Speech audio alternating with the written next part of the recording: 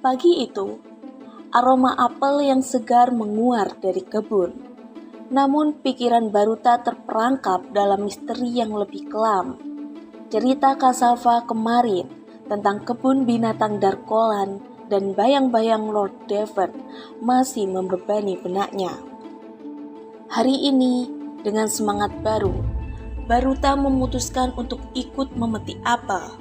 Bukan hanya untuk menikmati manisnya buah, tetapi juga untuk menyibak tabir rahasia mengapa para pemburu begitu kejam terhadap orang utan di Darkolan.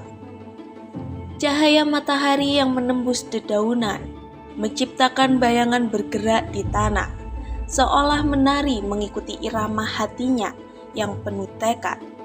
Baruta melihat sekeliling kebun apel namun tidak menemukan keberadaan Kasava. Maklum, kandang Kasava berada di kompleks yang berbeda dengan kandang milik Baruta. Meski begitu, semangat Baruta tak lantas padam. Dia memetik apel satu persatu dan memasukkannya ke keranjang.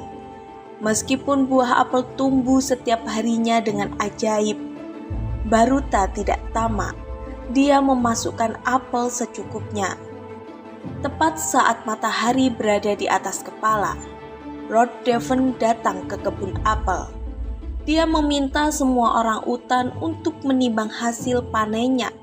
Giliran Baruta membawa keranjang apelnya di hadapan Lord Devon. Bagus sekali, kualitas apel yang kamu petik. Siapa namamu? Tanya Lord Devon dengan tatapan angkuh. Terima kasih Lord Devon, namaku Baruta.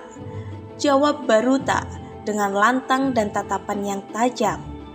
Lord Devon dan para pemburu mengambil sebagian besar hasil panen Baruta sebagai pajak yang harus disetorkan ke kerajaan Distovia.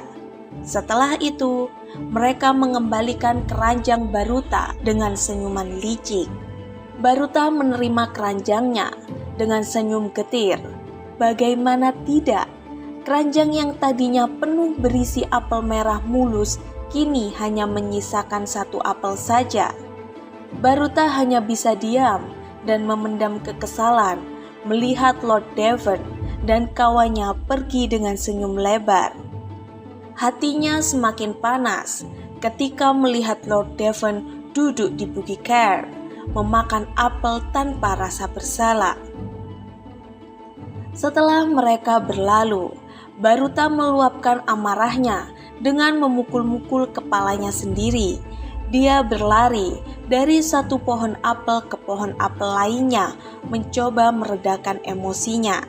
Percuma kamu lari-larian, celetuk seorang orang utan lain yang sedang berjemur di bawah pohon apel. Orang utan itu memakai kacamata hitam dan pakaian yang nyentrik. Siapa kamu? Tanya Baruta penasaran. Aku Benito, orang utan tertua dan paling makmur di sini. Jawabnya sambil menyeruput jus apel yang dipegangnya. Benito? Baruta memastikan. Benito mengangguk. Baruta kemudian menghampiri Benito, ingin tahu lebih banyak. Apa yang kamu lakukan di sini? Tanyanya. Benito menghela napas, lalu menurunkan kacamata hitamnya. Aku menikmati hidup, tentu saja. Tapi sepertinya kamu punya masalah besar ya, ujarnya sambil tersenyum tipis. Kamu melihat kan tadi, Lord Devon mengambil hampir semua apelku tanpa merasa bersalah, ucap Baruta dengan nada kesal. Itu sudah biasa di negeri ini. Kenapa kamu terkejut? Kata Benito. Baruta tidak bisa lagi berkata-kata. Melihat orang utan di Darkolan seolah menormalisasikan tindakan semena-mena ini. Dia kemudian melihat sekelilingnya. Hampir semua orang utan bertindak seolah tidak terjadi apa-apa.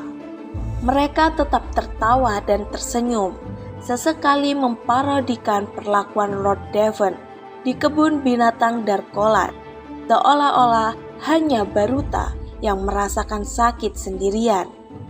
Bahkan Benito pun, Orang utan yang ada di depannya bersikap begitu santai, meskipun Lord Devon bisa menembak jantungnya kapanpun dia mau. Luar biasa bukan?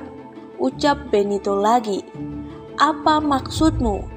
Ini sangat menyebalkan bagiku, kata Baruta menggerutu sambil menarik napas panjang. Sekorup apapun pemerintahan saat ini, tidak membuat penghuni Darkolan ingin memberontak. Mereka tetap tenang. Lantas kenapa kamu yang baru 3 hari di sini seperti cacing kepanasan? Tanya Benito dengan tertawa. Sepertinya tidak ada bangsa di dunia ini yang tertawa lebih banyak, melebihi frekuensi tertawanya orang utan di Darkolan, ucap Baruta. Memang, jawab Benito dengan santai, sambil merebahkan tubuhnya bersandar di pohon serta memakai kacamata hitam. Bagaimana bisa dia hanya menyisakan 1 apel, sementara aku seharian memetik apel 1 persatu untuk memenuhi keranjangku, kata Baruta yang semakin kesal. Bagaimana cara mereka menghitung pajaknya? Bagaimana cara mereka menghitung pajaknya? Tanya Baruta berulang-ulang. Hitungan pajaknya, kamu ingin tahu? Tanya Benito. Tentu saja. Ayo coba beritahu aku. Aku ini orang utan yang cerdas, jawab Baruta dengan semangat. Mendengar hal itu, Benito tertawa terbahak-bahak. Pasalnya, aturan pajak hanya dipengerti oleh manusia. Tidak ada satupun penghuni Darkolan yang mengetahuinya. Bagaimana tidak? Setiap kali ada aturan yang merugikan para pejabat pajak, maka akan diganti sesuka hati oleh Lord Devon dan pemimpinnya. Lalu, bagaimana aku bisa mendapatkan keadilan? Tanya Baruta yang kesabarannya mulai habis. Benito kemudian meminta Baruta duduk di sampingnya dan memberikan jus apel untuk meredam emosinya.